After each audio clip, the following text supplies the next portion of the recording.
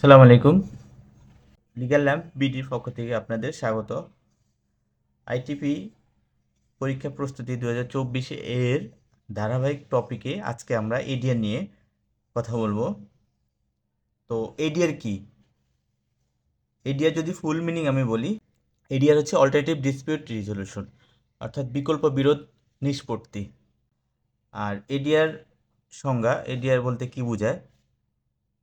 আদালতের নির্ধারিত প্রক্রিয়ার বাইরে গিয়ে স্বল্পতম সময়ে বিরোধ নিষ্পত্তির প্রক্রিয়াকে বিকল্প বিরোধ নিষ্পত্তি বলে।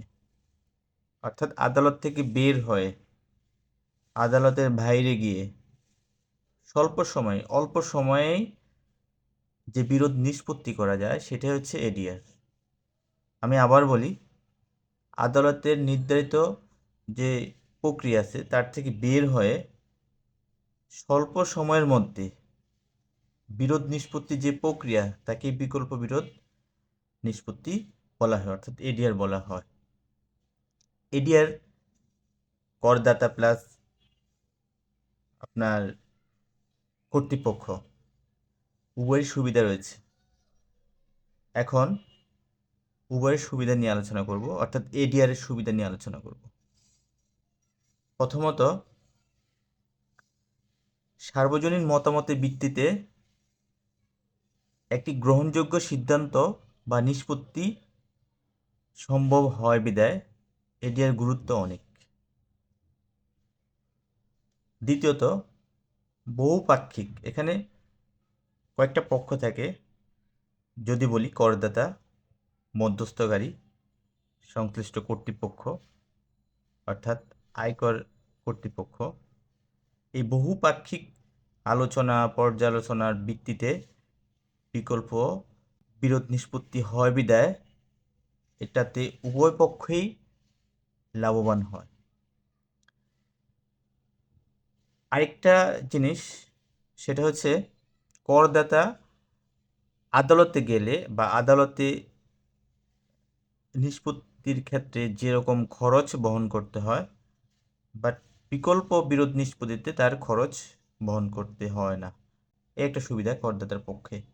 পাশাপাশি আয়কর কর্তৃপক্ষ খুব দ্রুততার সাথে রাজস্ব আদায় করতে পারে। এটা আয়কর কর্তৃপক্ষের একটা সুবিধা, অর্থাৎ উভয় পক্ষেরই সুবিধা রয়েছে এখানে। তারপরে উভয় পক্ষেরই সময় বাঁচে, সময়ের মূল্য অনেক, সময় বাঁচে এই বিকল্প বিরোধ নিষ্পত্তির মাধ্যমে। এছাড়া আরও অনেক সুবিধা রয়েছে, হয়তো আপনারা আরও ম্যাটেরিয়ালস, আরও বড় গাইড বই বা বিভিন্ন সাইটে গেলে হয়তো আরও অনেক কিছু পাবেন। এডিআর শুরু হয়েছে কবে, অর্থাৎ বাংলাদেশে এডিআর এর প্রয়োগ কবে থেকে, এরকম একটা প্রশ্ন দাঁড়াতে পারে না? যদি আমরা বলি 2011-2012 অর্থ বছর হতে বাংলাদেশে কর প্রশাসনে এই এডিআর পদ্ধতি সর্বপ্রথম গ্রহণ করা হয়েছে। অর্থাৎ 2011-12 অর্থ বছরে কর্পোরেশনে এডিআর পদ্ধতি চালু হয়। পরবর্তীতে আমরা যদি বলি এডিআর প্রক্রিয়া বা পরিচালনা, আপিল আয় কর্তৃপক্ষ, কর আপিল ট্রাইব্যুনাল কিংবা মহামান্য হাইকোর্ট বা সুপ্রিম কোর্টের বিচারাধীন যে কোনো মামলা নিষ্পত্তির জন্য এডিআর মাধ্যমে নিষ্পত্তি করা যাবে।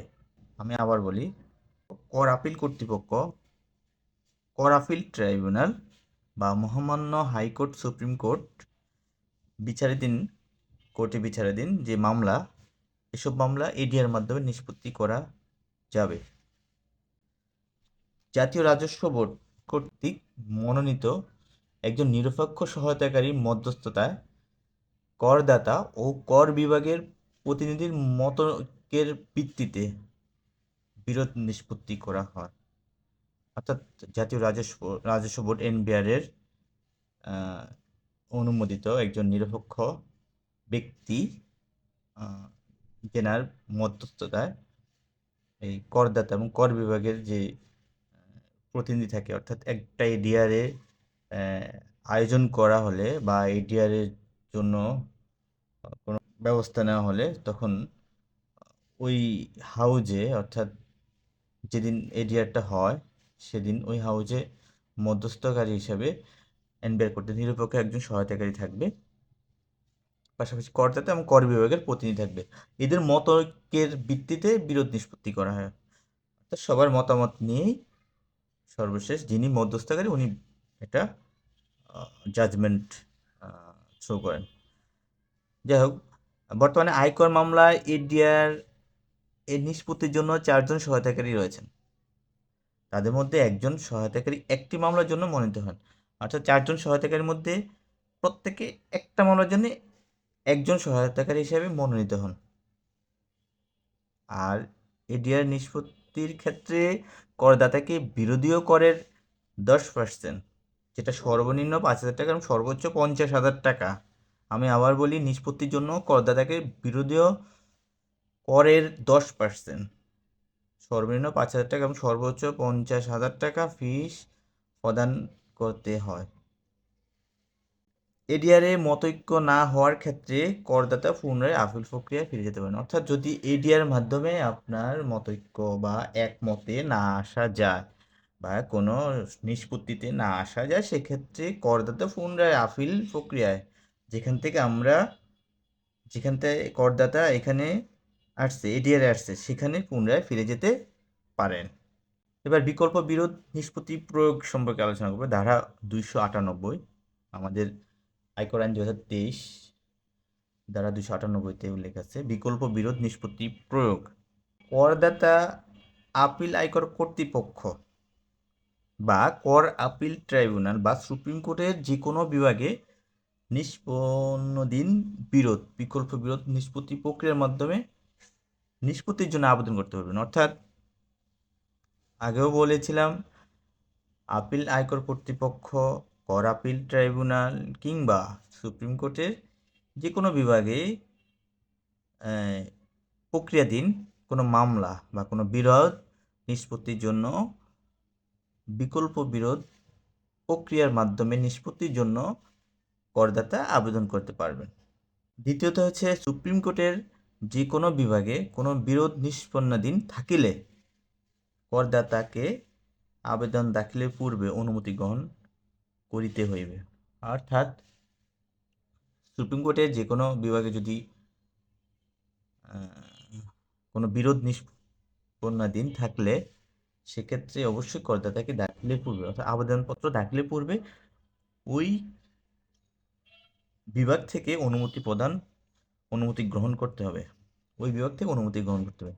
তবে শর্ত থাকে যে কোনো বিরোধ লইয়া রিট করা হইলে, অর্থাৎ কোনো বিরোধ নিয়ে যদি রিট করা হয়, উক্ত বিরোধ বিকল্প বিরোধ নিষ্পত্তি প্রক্রিয়ায় নিষ্পত্তি করা যাইবে না।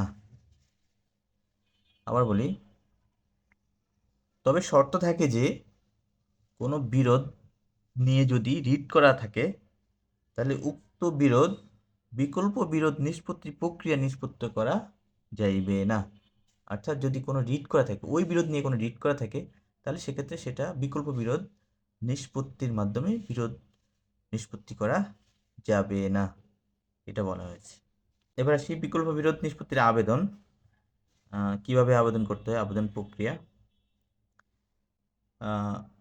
নির্ধারিত ফর্মে, নির্ধারিত সময়ে এবং নির্ধারিত ফি প্রদানপূর্বক আবেদনপত্র দাখিল করতে হবে। তো সংশ্লিষ্ট আপিল আয়কর কর্তৃপক্ষ বা কর আপিল ট্রাইব্যুনাল বা ক্ষেত্রমতে সুপ্রিম কোর্টের রেজিস্ট্রার বরাবর দাখিল করতে হইবে। আবেদনপত্র অবশ্যই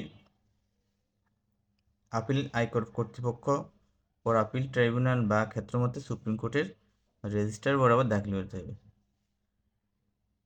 করদাতার আবেদনপত্রের সহিত সংশ্লিষ্ট কাগজপত্র, দলিলাদি এবং আইনগত ভিত্তি ও প্রকৃত ঘটনা সম্বলিত বিবৃতি দাখিল করিবেন।